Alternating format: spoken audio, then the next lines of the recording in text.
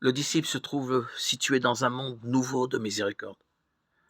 La personne même de Jésus prouve que ce monde existe.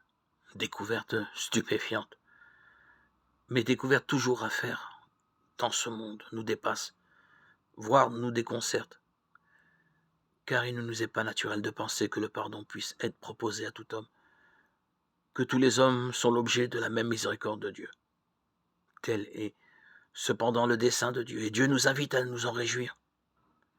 Joie de savoir que, s'il le veut bien, le plus grand des criminels peut être accueilli par Dieu, qui n'est pas d'exclu de la miséricorde, qui n'est pas pour apprendre, de savoir que Dieu ne laisse aucun cas désespéré. Et c'est une joie qu'il faut apprendre à goûter, à savourer. Notre réflexe n'est-il pas souvent de condamner, juger, rempli de nos a priori, nos actes nous suivent. Et c'est en vertu de ce principe que l'on ne revient pas sur son jugement. Et voici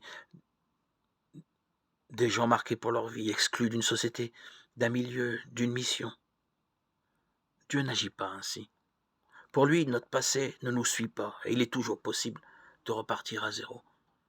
C'est l'un des aspects capitaux de la libération qu'il nous apporte, qu'il nous offre.